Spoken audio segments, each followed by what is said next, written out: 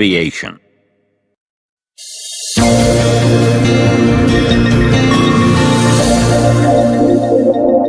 The Wings of Russia studio presents.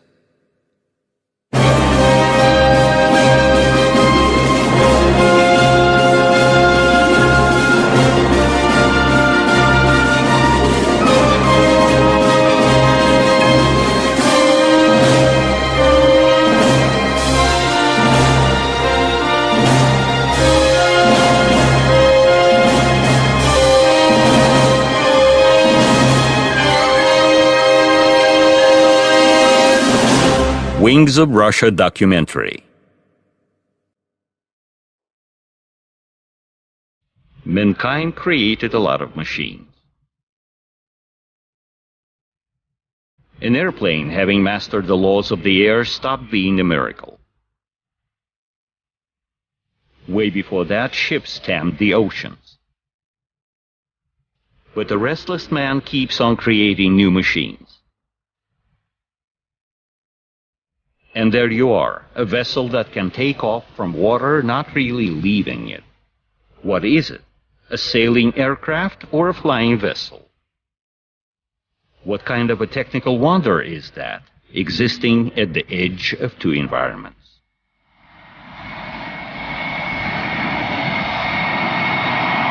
The wing in-ground effect systems, at the edge of two environments.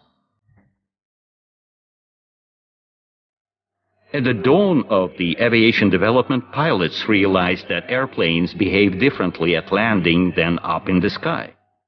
As if unwilling to land, a descending airplane was like running into an air cushion. This was called the wing in-ground effect, and nobody wondered why this was happening. It was simply taken into account at landing. In 1923, Boris Yuryev, a Soviet expert in aerodynamics, experimented with this effect. Sometime later, there appeared a mathematical reasoning with figures and formulas. The wing in-ground effect occurs when an aircraft flies low and the distance between the wing and land is small. The incoming air reflected by the wing hits the land and returns back. Thus, an additional lifting power appears. Such effect is most complete when the flight altitude is less than the wing's width. All this seemed very attractive since it promised a lot of savings. Additional lifting power means that the payload could be bigger. On the other hand, low-altitude flights always thought to be most dangerous. At that time, no research of the effect was decided to be undertaken since there were more than enough problems with ordinary airplanes.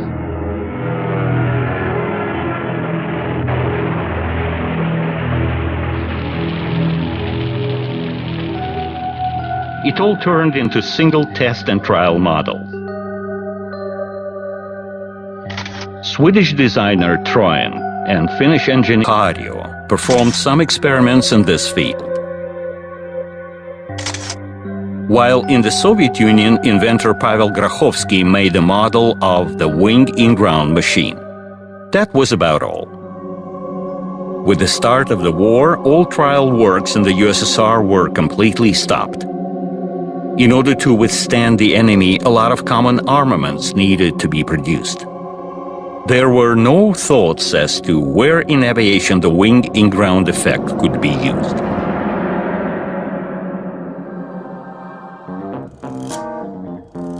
Real work started only in the 60s. Finally, instead of aviation, the effect found its utilization in the shipbuilding industry.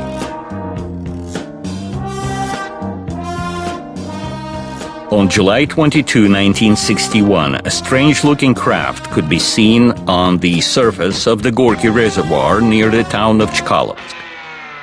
It was not an airplane, the wings were too small. Neither it was a motorboat, since it moved too fast, slightly above the water surface. It was a machine based upon a wing in-ground effect piloted by designer Rostislav Alexeyev.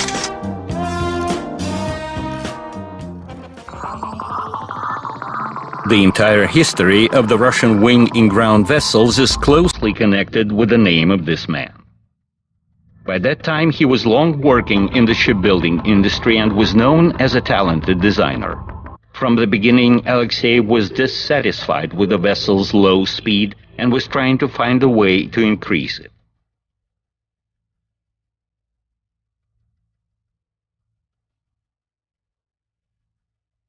The solution seemed obvious. Since water produced the main reluctance to the vessel's movement, its contact with water was supposed to be minimal.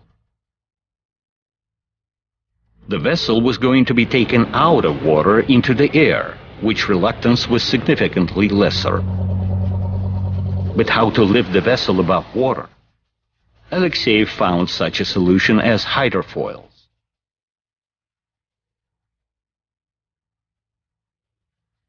He did not really invented them, but having chosen them as the main method of reaching his goal, he achieved outstanding results in this course.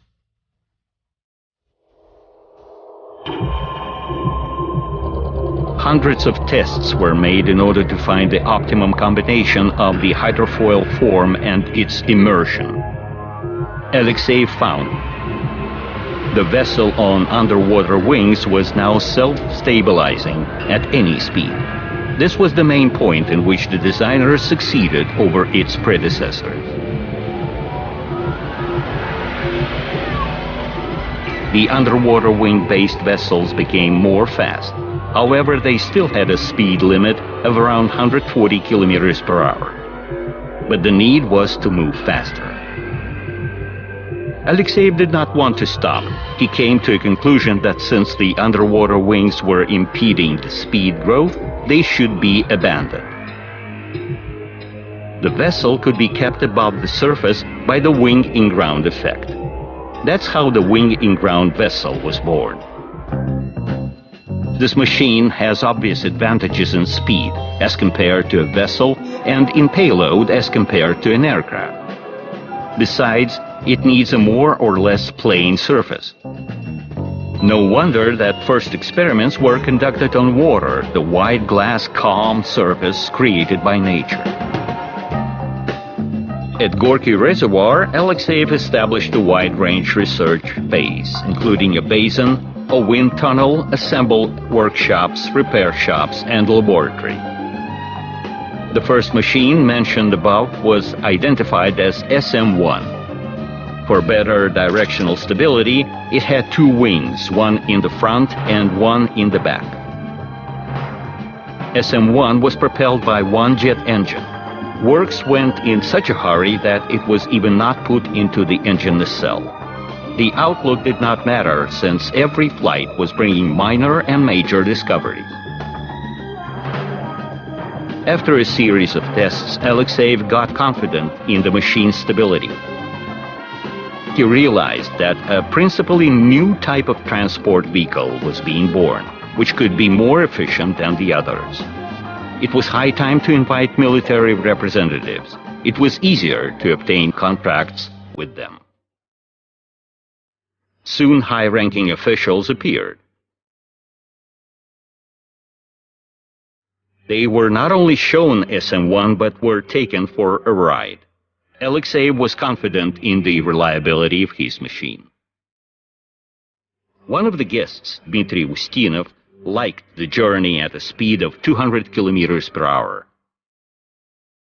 In the USSR Council of Ministers, he was responsible for the military-industrial matter. The Navy commanders also liked the new machine. High speed close to that of an aircraft, ability to move not only above water but to base on shore. Making his presentation, Alexei hoped to obtain support, and he was right. The wing-in-ground machine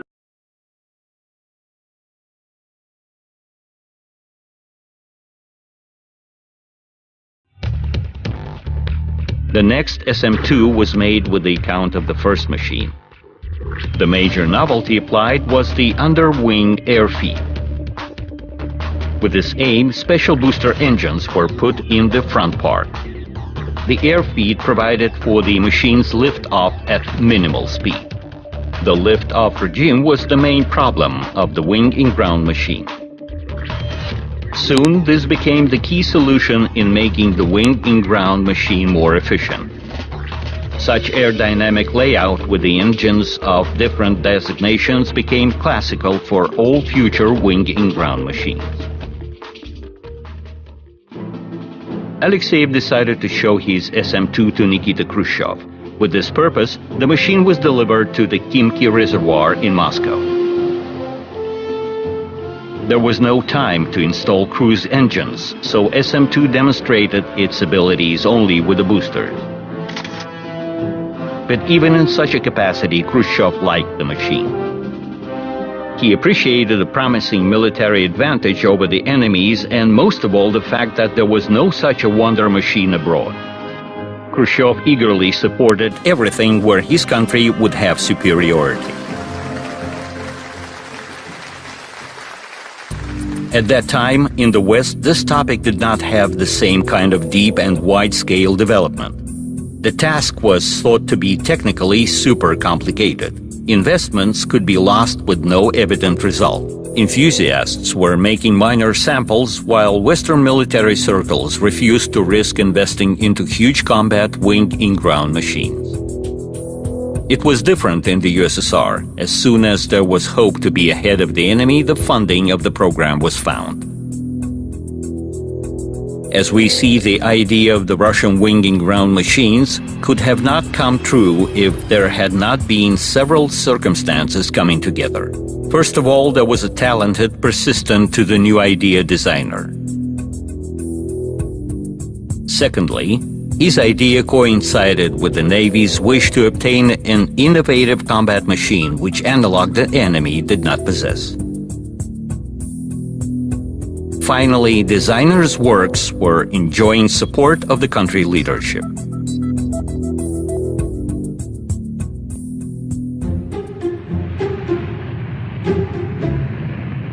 Further test samples were aimed to improve the air feed system, optimize the wing size, and resolve other problems of the wing-in-ground machines. However, the country leadership already expected exact combat copies. It was an uneasy time. The Cold War was at its highest point. The world ocean was turned into the arena of confrontation.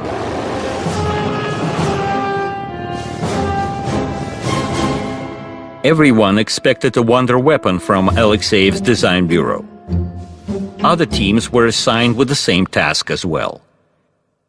Aircraft designer Roberto Bertini proposed a means of fast movement at sea. It was a non-traditional idea with the same kind of non-traditional ways of its implementation.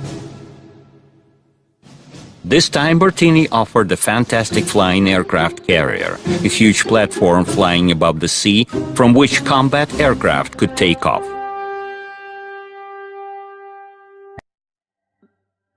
The project scale was astonishing, and for the start, funds were provided only to make flying models. Bertini was given an opportunity to work on the topic at the Beriev Design Bureau, which specialized in hydroplanes.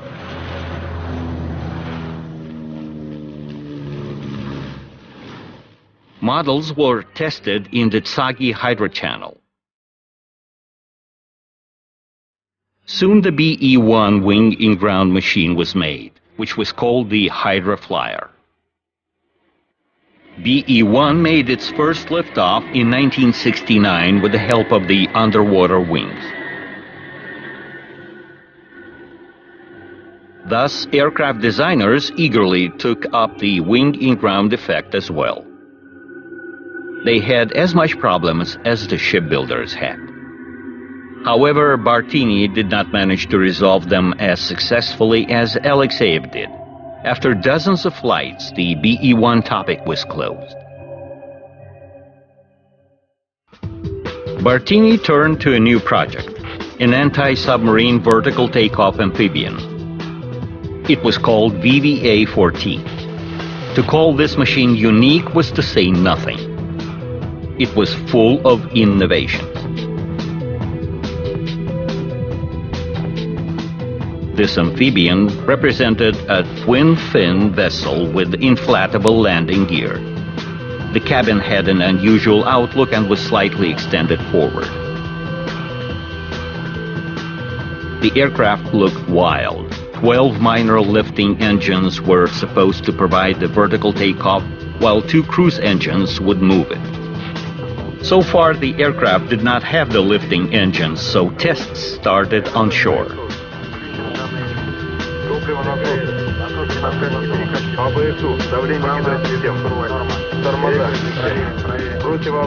The first flight took place on September 4, 1972. The machine was piloted by Yuri Kupriyanov.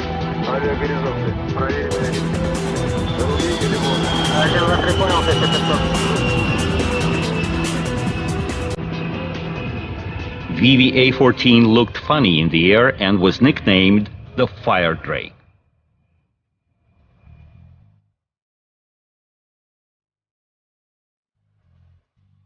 The machine's controllability was no worse than that of ordinary airplanes. Tests showed that the wing-in-ground effect was even greater than it was assumed. Pilots said the aircraft simply refused to land.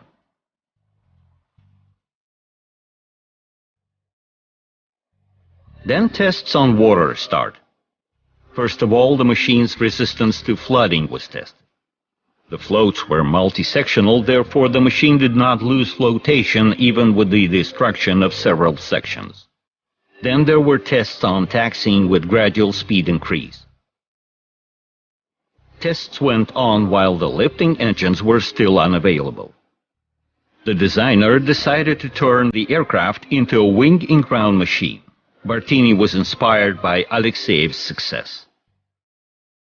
First tests were made on models, hundreds of experiments including variable regimes of speed and engines installation angles, air feed imitation with changing intensity. Tests helped to find the optimal layout, which enabled to make complete use of the wing-in-ground effect. VVA-14 was equipped with 2 engines put in the front part.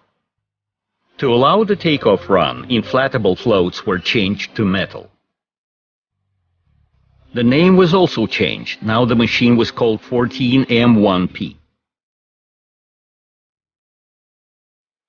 This Bartini's machine was unusual either. It was supposed to move as a wing-in-ground machine above the surface, and if needed, it could climb up and fly as an ordinary airplane. Therefore, it was called the wing-in-ground airplane.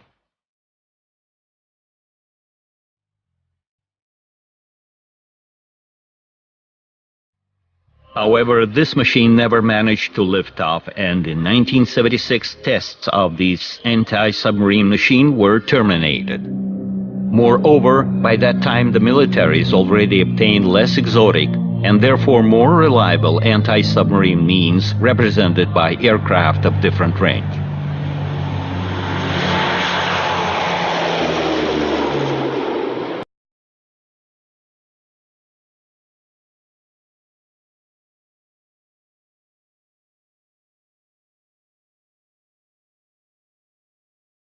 Shipbuilder Rostislav Alexeyev was more successful in this work, but he was not in the practical stage either.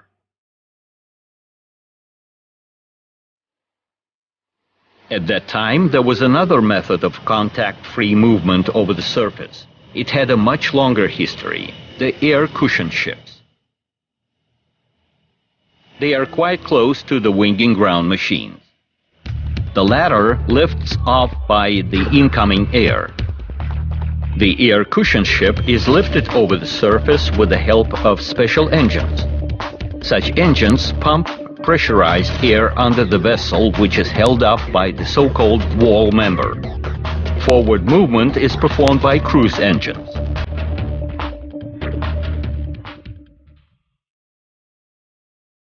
First works in the USSR in this sphere go back to the 30s.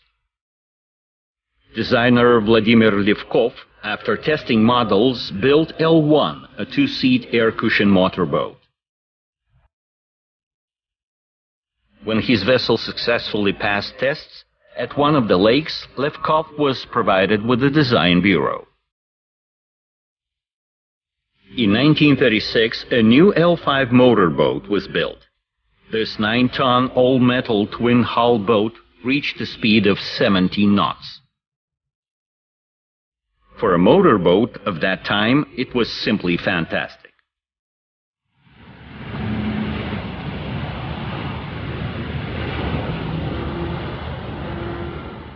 What seemed absolutely unreal for that time was that L5 could glide not only over water but over the ground too.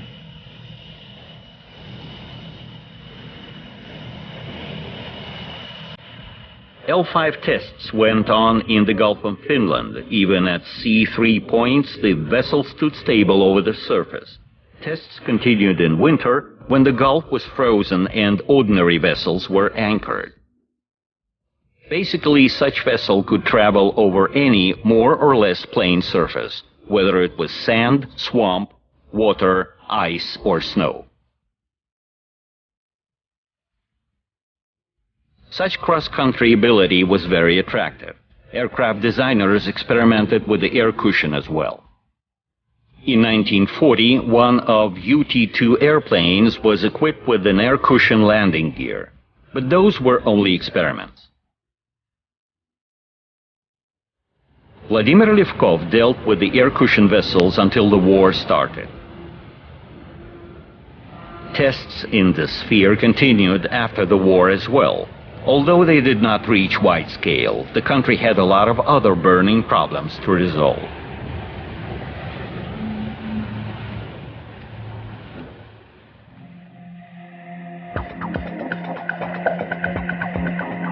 The worldwide boom of the air cushion vessels development occurred in the 60s. Several types of such machines were built abroad, and the costs were supposed to be covered by their commercial use.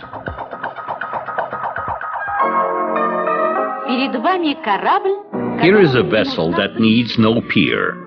This new ship made by British designers starts right from the shore. It moves on an air cushion created by powerful gas turbines. The vessel can carry 120 passengers and can reach a speed of 170 kilometers per hour.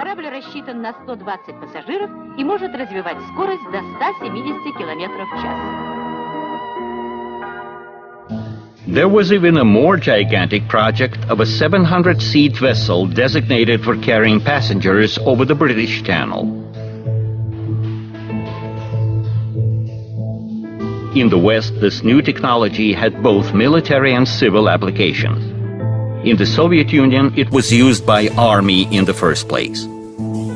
Appearance of the real combat means were preceded by test rig experiments. Future combat machines were tested to overcome minefields, to be able to move at high wave under close to combat conditions.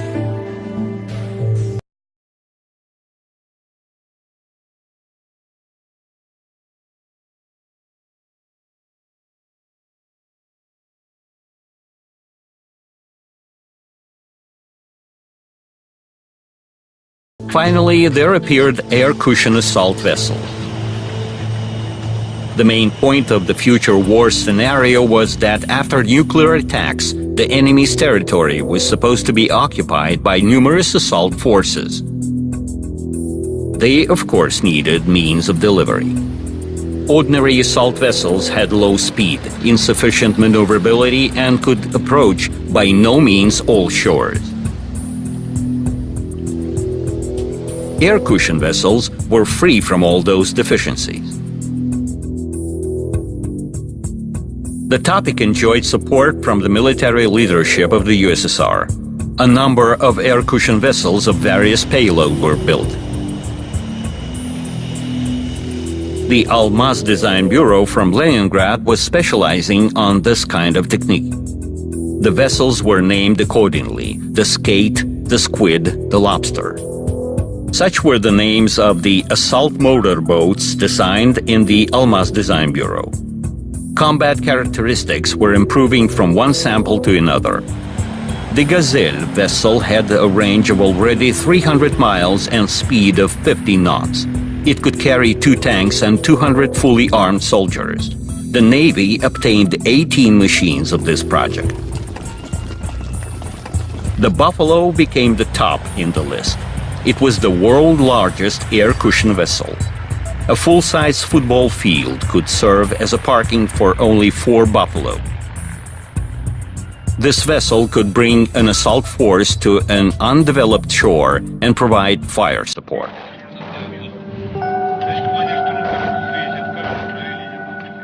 Of course, air cushion vessels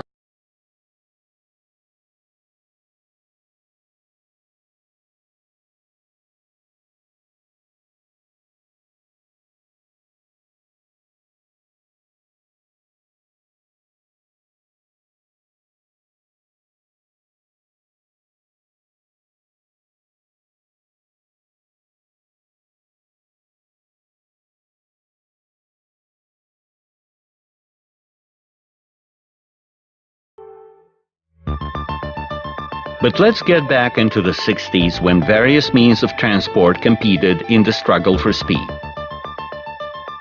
Yes, air cushion vessels were superior than ordinary ships in speed, but they also had a limit, while the speed increase potential of the wing-in-ground machines was not yet exhausted.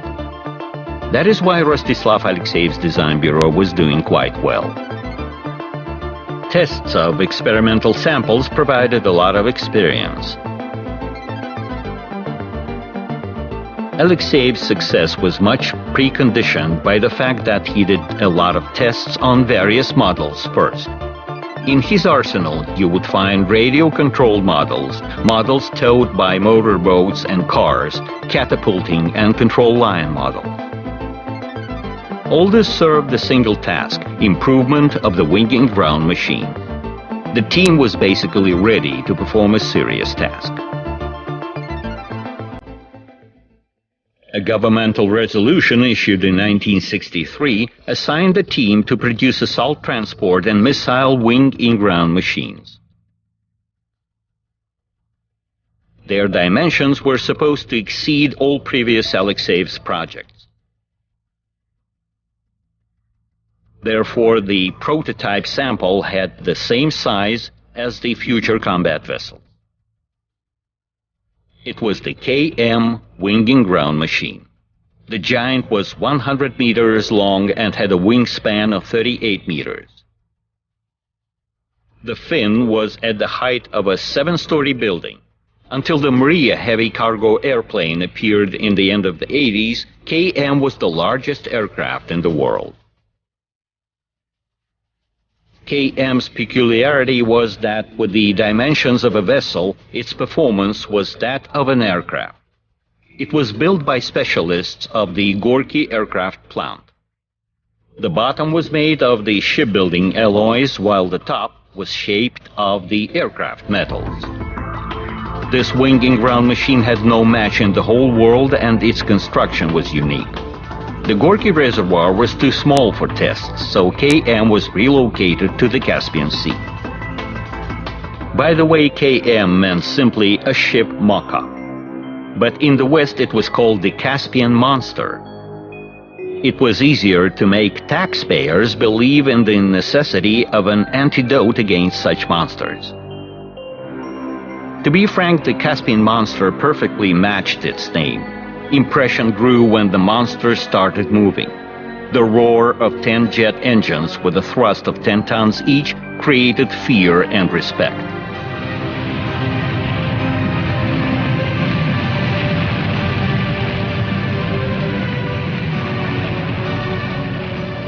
Eight boosters were placed on the front pylon, while 2 cruise engines were mounted on the fin.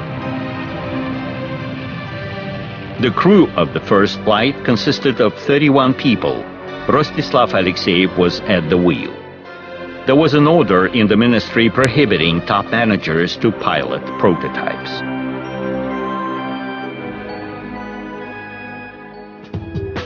First, there were gliding flights, and then flights with the use of the wing-in-ground effect. After a series of tests, it became clear that the body's strength made according to the aircraft norms was insufficient. The body had to be reinforced, and it took a long time. But still, the machine proved to be phenomenal. It flew stable at a height of 4 meters with a speed of 400 kilometers per hour.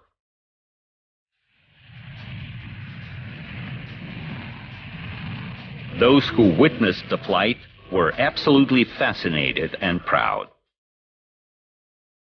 With a roar and sprays at start, the flight itself was calm and gallant.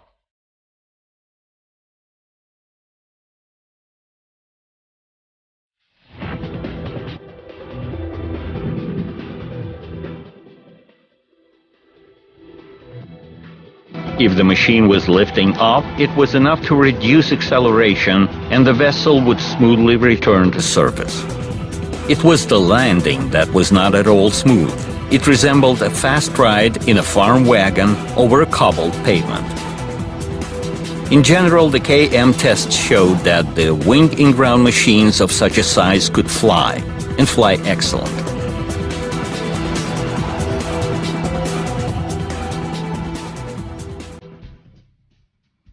However, due to the topic uniqueness, there were a lot of problems needed to be resolved. Therefore, together with KM, a number of minor flying stands were built. The SM-5 machine was a 1:4 scale model of the monster. It went on tests, but a year later there was a catastrophe. Having lifted off too high, the machine lost the wing in-ground effect and crushed.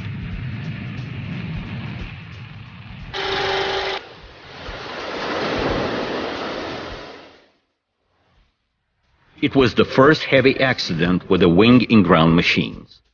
Though it did not stop the works.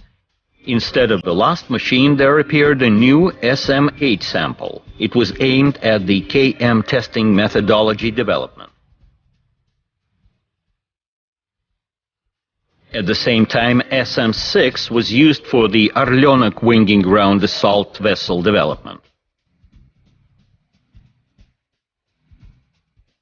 Orlenok was ordered by the Navy in 1968. The customer's special requirement was to improve the vessel's seaworthiness and amphibiousness.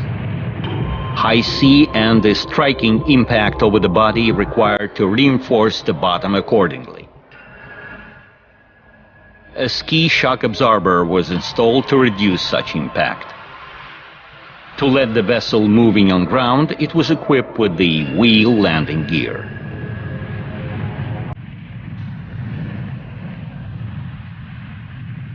Orlenok entered tests in 1972. It was smaller than the Caspian monster, but its payload was 20 tons, which was equal to 200 fully armed soldiers.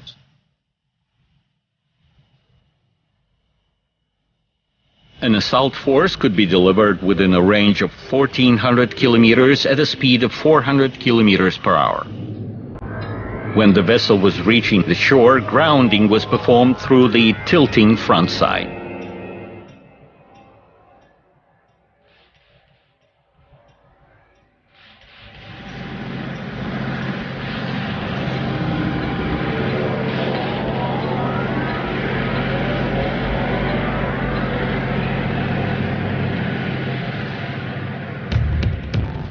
Orlenok's boosters had variable angle nozzles.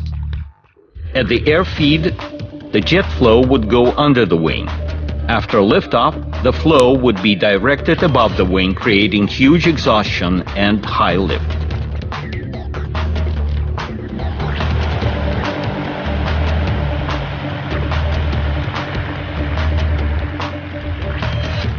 No special engines were made for the wing in-ground machines. Instead, duly improved aircraft engines were used, protected from sea salt, which was covering all elements and reducing efficiency. Air intakes were specially designed to prevent water from getting into the booster engine. The cruise engine was put on top of the fin, high above the water surface. It was a super powerful NK-12 turboprop engine with coaxial propellers. It was normally used on strategic bombers and heavy transport aircraft. But not only this made the wing and ground machine similar to airplanes. It could fly, going way beyond the wing and ground effect. So it was not just a wing and ground machine, but a wing and ground airplane. Since Orleanik was planned to be put on service, the problem of crew training emerged. It was not clear who will operate the vessel, sailors or pilots. The problem was resolved by Ivan Borzov, the naval aviation commander. After he was shown how the wing and ground machine said, "It's a pure low-altitude flight. The pilots will do it."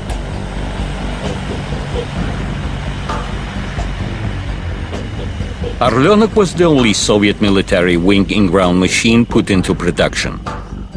The program enjoyed great support of the defense minister Dmitry Ustinov. At first, the state program assumed construction of 100 machines. Then the number went down to 24. But even such plan was doomed to fail. A total of only 5 machines was built. They formed an air group directly subordinated to the headquarters of the naval aviation.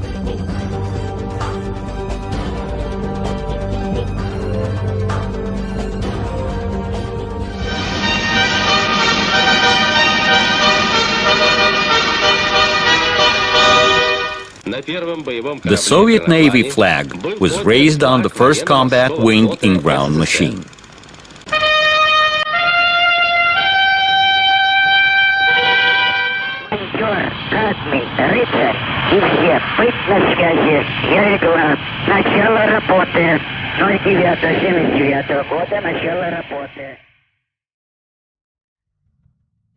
The government also assigned Rostislav Alexeyev to build a missile wing and ground machine. The new vessel was called the Loon. It was a unique missile-carrying wing and ground vessel. In fact, it served as a high-speed launch pad for the Mosquito supersonic anti-ship missiles. Missile containers were placed right on the vessel's back. The Loon's weight of fire was similar to that of a missile cruiser, but it was 10 times superior in speed. It was low observable and maneuverable.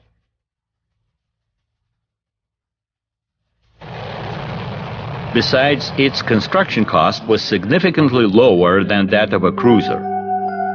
The vessel's dimensions allowed it to take off at seas of up to 5 points. The Loon's layout repeated that of the Caspian Monster, but was a bit smaller.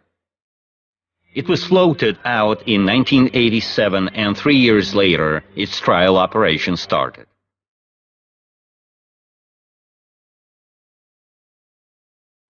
Loon was tested as a rescue vessel. Its floating wing served this purpose best of all. The Loon's second copy was started, but not finished due to the Soviet Union's collapse.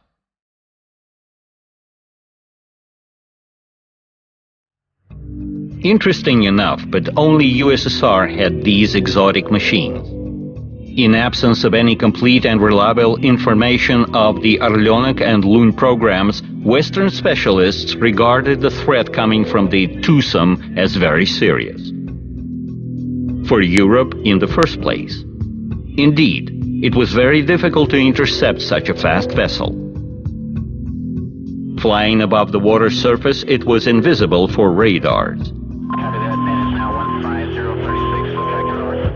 Hydroacoustics could not hear it. Neither mines could stop it.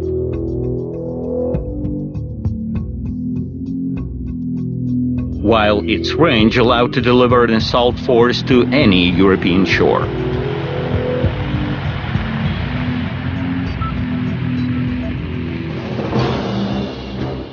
By that time, the Soviet military strength reached its maximum. It was a huge and well-equipped army. with thousands of aircraft of all types and purposes, hundreds of ships and powerful submarines, tanks and artillery units, wide-range missiles, and nuclear weapons.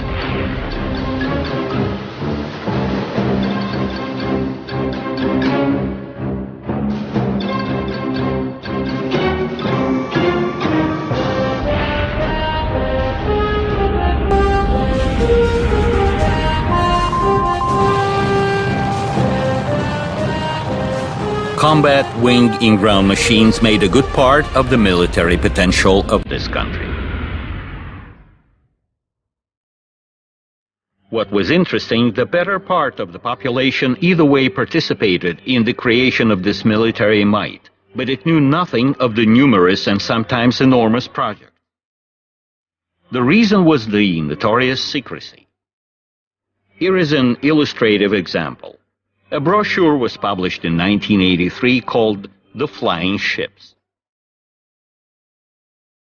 It was describing the air-cushioned ships and wing-in-ground vessels, showing pictures of foreign samples. The brochure mentioned USSR having such vessels, but of minor size, made by students. Not a word of the Caspian monster, Orlenok or Loon.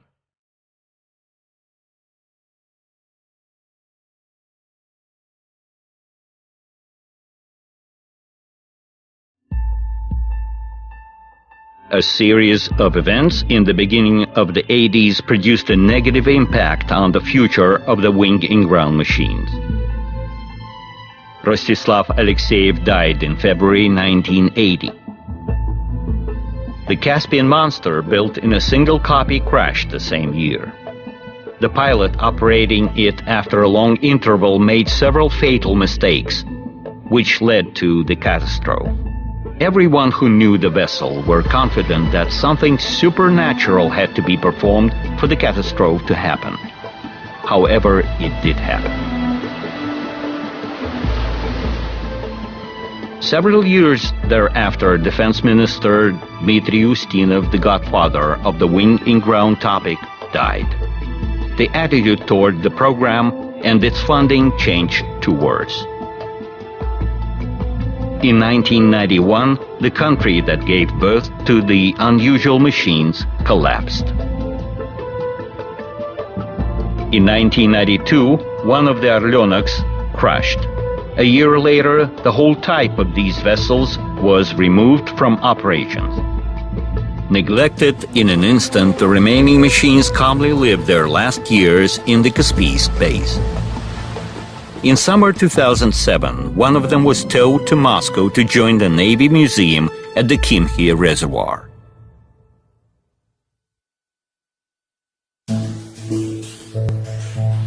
In the 90s, the Alexeyev Design Bureau, obtaining no state orders, started development of civil modifications. In the absence of funding, works were limited to models construction. The Bureau tested dummies of a gigantic ocean wing in-ground vessel for hundreds of passengers and huge cargo platforms. However, time for giants was gone.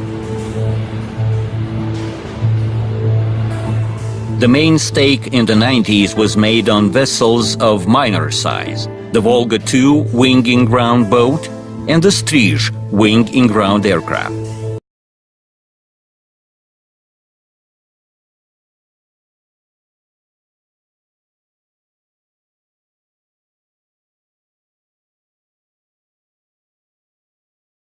Business trips, active tourism, fast-speed passenger transportation, irrespective of whether the shipping season is open or not, all year round on water, ice or snow.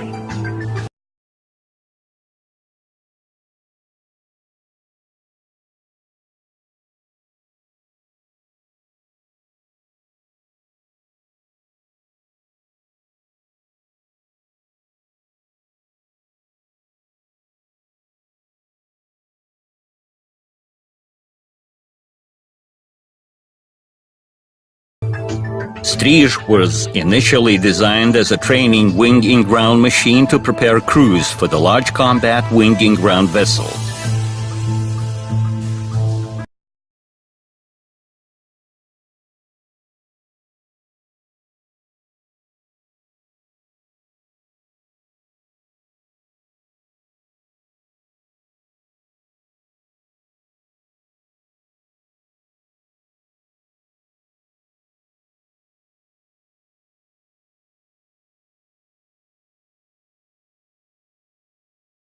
In 2000, the S-90 wing in-ground dummy made by the Sukhoi Design Bureau was shown at the Gelendzhik Hydro Aviation Show.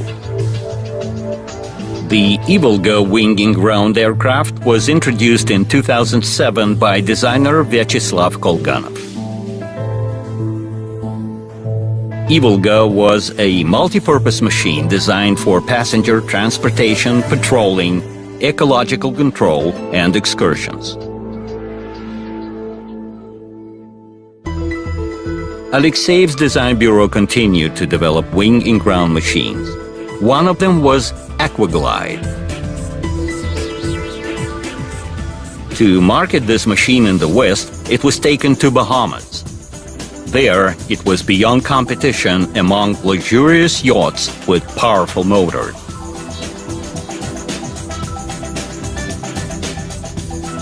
So many arguments seem to be in favor of the new type of transport, with their cross-country ability to overcome the undeveloped road infrastructure. Machines were practically close to perfection, with so many versions offered for a wide range of purposes. But no use. In the minds of many, the wing in-ground machines were strangers and therefore dangerous. Time is needed to break stereotypes.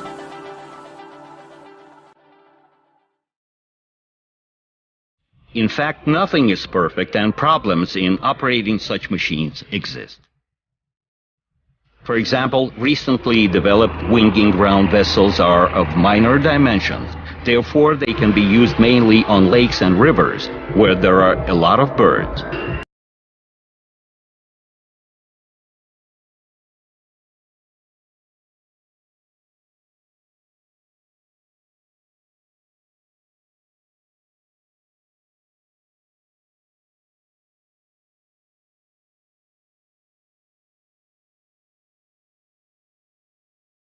Speed as the main advantage of the wing in-ground vessels is not at all obvious.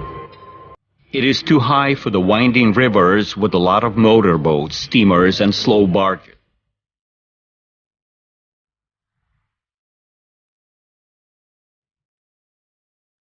In the recent times, interest toward wing in-ground vessels occurs in the West. Americans, for example, far back in the 90s, computed the possibility of building a huge vessel with a wingspan of 150 meters. This enormous project was considered by Boeing.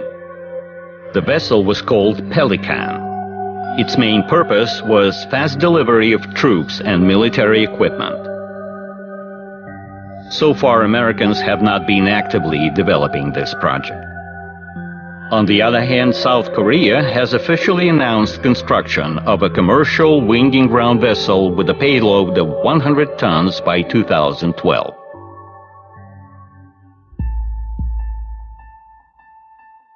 In the beginning of the film, we put a question. What is a wing in-ground machine? A flying ship or an airplane that can sail? We should confess it is neither nor. And although formally it is attributed to vessels and is subject to the laws of shipping, this means of transport, which stands between two environments, is absolutely unique.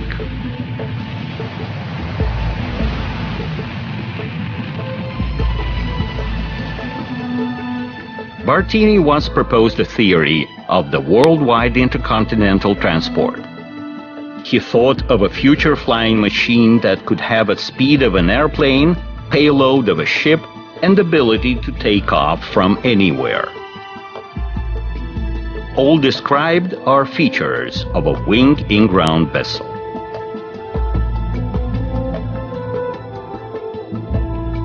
We live in the times of communications. Means of transport are tightly squeezed between the sky, the land, and the sea. This means that soon the theory of Roberto Bartini, enriched by the practical experience of Rostislav Alexeyev, will be reclaimed, brought to life, and appreciated.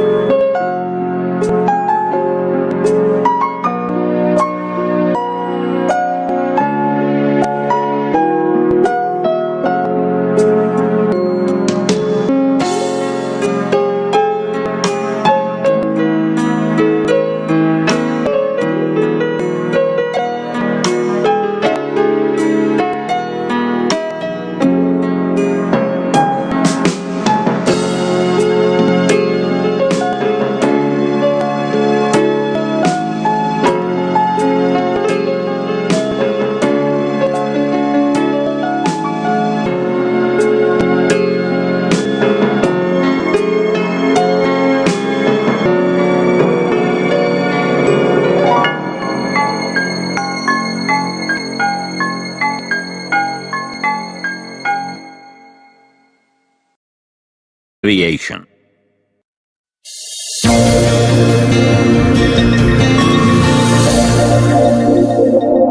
The Wings of Russia studio presents.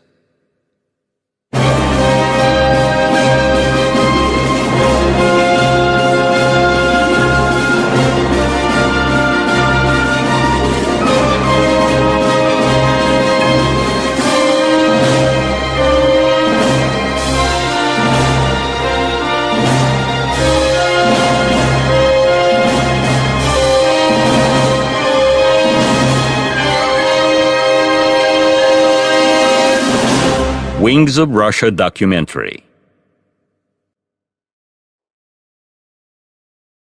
Mankind created a lot of machines. An airplane, having mastered the laws of the air, stopped being a miracle. Way before that, ships tamed the oceans. But the restless man keeps on creating new machines. And there you are, a vessel. While in the Soviet Union, inventor Pavel Grachovsky made a model of the wing in-ground machine. That was about all. With the start of the war, all trial works in the USSR were completely stopped. In order to withstand the enemy, a lot of common armaments needed to be produced. There were no thoughts as to where in aviation the wing in-ground effect could be used.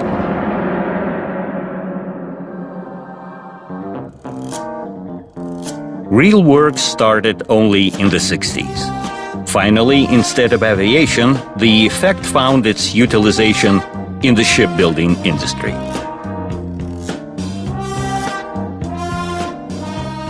On July 22, 1961, a strange-looking craft could be seen on the surface of the Gorky Reservoir near the town of Chkalovsk. It was not an airplane, the wings were too small. Neither it was a motorboat, since it moved too fast, slightly above the water surface.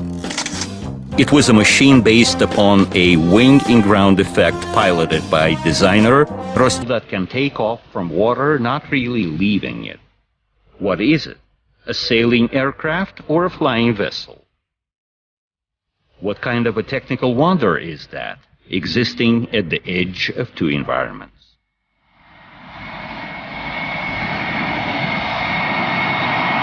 The wing in-ground effect systems, at the edge of two environments.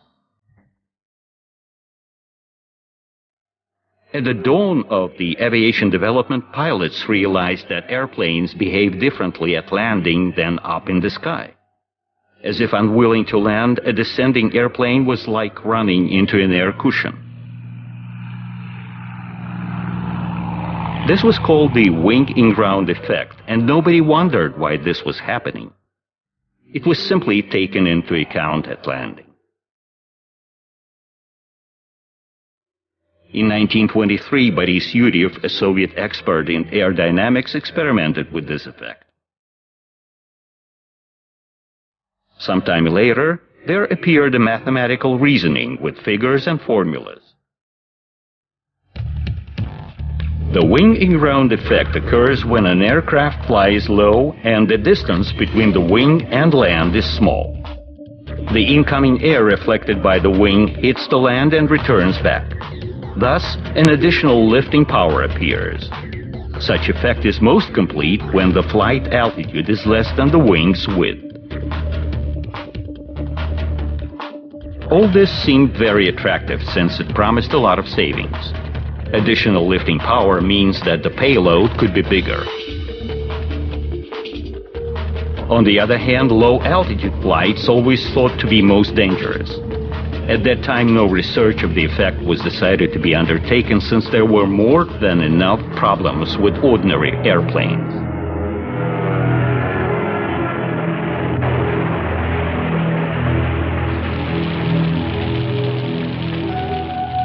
It all turned into single test and trial models.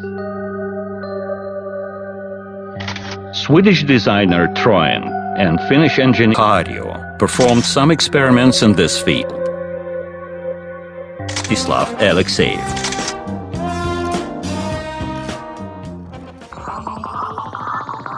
The entire history of the Russian wing-in-ground vessels is closely connected with the name of this man. By that time, he was long working in the shipbuilding industry and was known as a talented designer.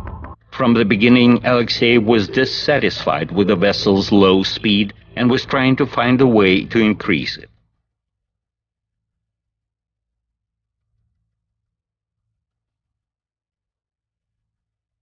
The solution seemed obvious. Since water produced the main reluctance to the vessel's movement, its contact with water was supposed to be minimal.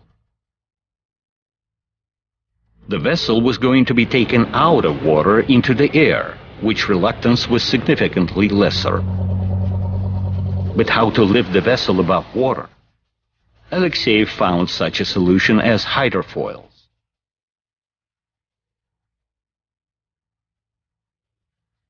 He did not really invent them, but having chosen them as the main method of reaching his goal, he achieved outstanding results.